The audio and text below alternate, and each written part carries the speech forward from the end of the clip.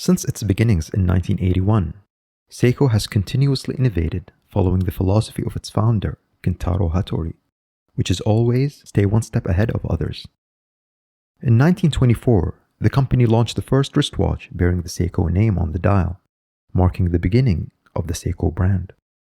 To celebrate this 100th anniversary event in 2024, and not to be confused with the 140th anniversary of the company's founding in 1881, celebrated in 2022, or the 110th anniversary of Seiko's first watchmaking efforts in 1913, celebrated back in 2023, Seiko launched 7 limited edition timepieces instead of the 9 they initially forecasted.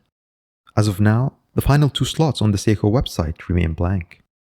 It's unclear whether Seiko decided to abandon plans for these last 2 models, or if they were released but the website hasn't been updated yet.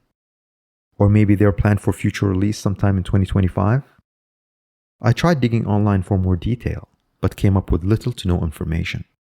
Actually, almost all official Seiko links related to the 100th anniversary watches strangely returned to broken websites.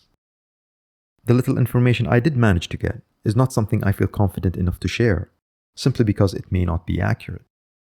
So if anyone has more information about this, please write it down and I'll pin it in the comments. To further complicate matters, Seiko released other limited edition models last year, though they have nothing to do with the 100th anniversary. Therefore, I'll highlight 3 standout models that truly deserve attention. In this video, you'll see me refer a lot to the limited models, but this will be a more general discussion on the whole family of watches that share the same case design, overall look, and caliber.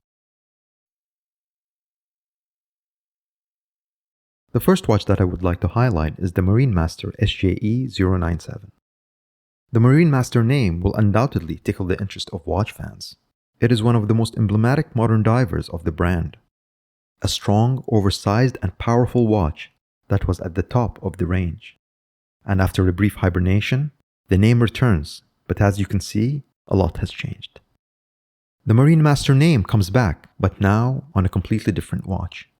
Slimmer, smaller, slightly less instrumental, but still visually appealing, with its 1965-62 Moss vintage-inspired elements. What strikes most is how well the watch wears on the wrist, especially when I compare it to my SPB 143.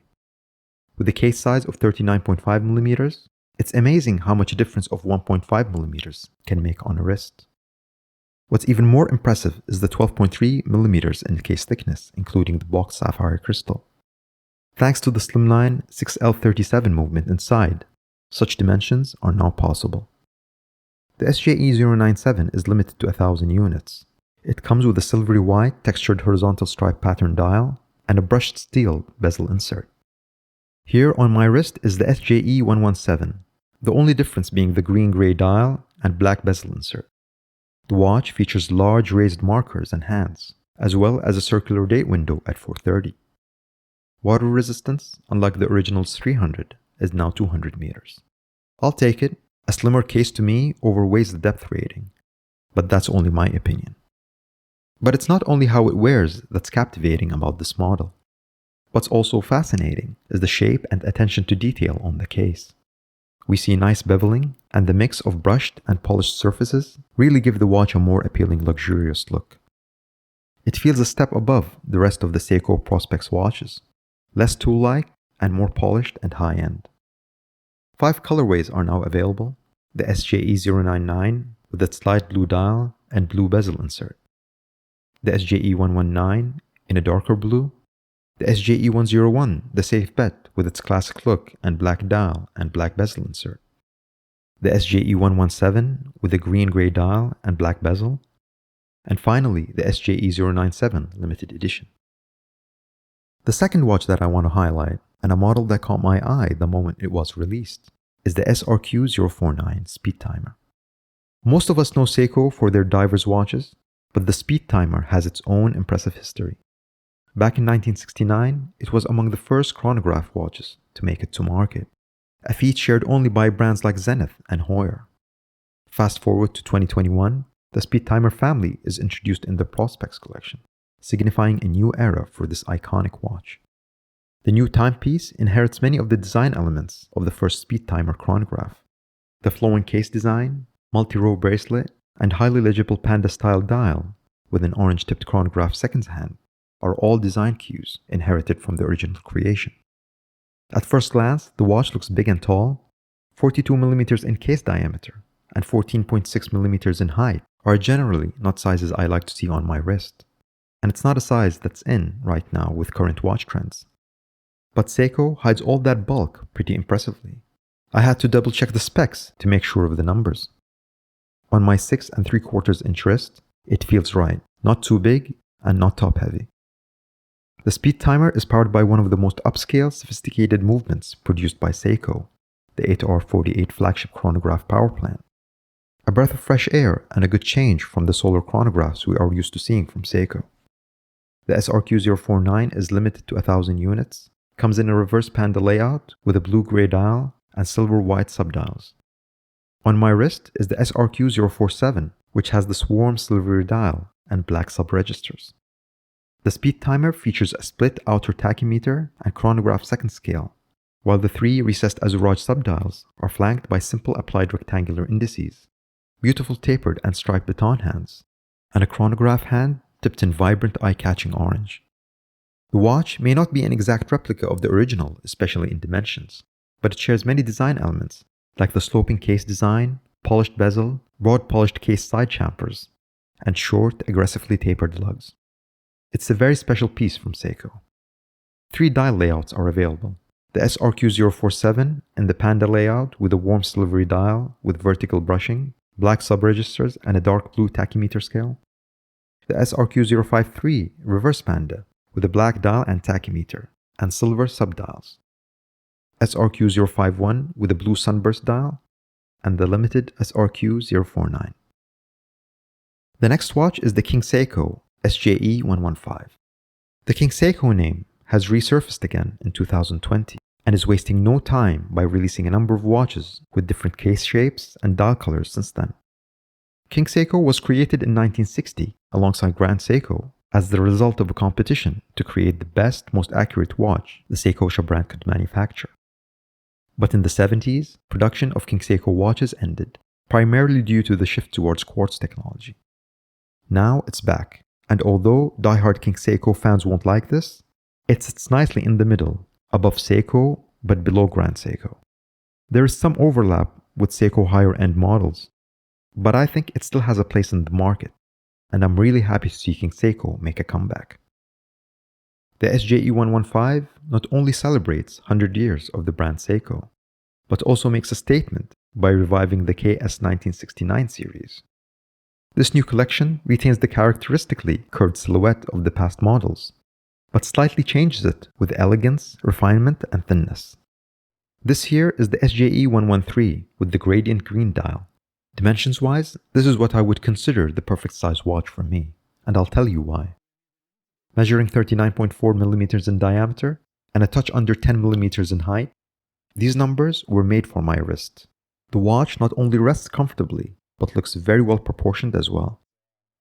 The wide shoulders and the curved shape of the case give the watch a strong presence on the wrist, as well as a distinctive vintage character. Like all previous high-end KS revivals, the new King Seiko KS 1969 series is powered by the Slim9 caliber 6L35, a movement we've seen before in high-end Presage watches. The SJE 115 is limited to 1,000 pieces as well. It comes in an original light blue-green color with its own texture, inspired by the scales of a rising dragon. It features faceted and polished hour markers and hands, framed date window, and an original double marker at 12 with a feather-like pattern. I fell in love with this SJE 113 with its Fume forest green dial the second I put it on. Not only because it fits and looks perfectly proportioned, but that lightly textured Fume dial is an absolute delight. Other colorways worth considering are the SJE 109, featuring a lightly brushed silver-white dial, the SJE 111 with a purple dial, and this SJE 113 in a gradient green.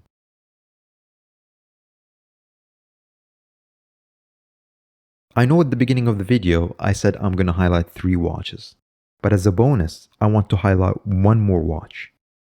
And this watch is a new creation from the Presage collection that pays homage to the watch that started it all.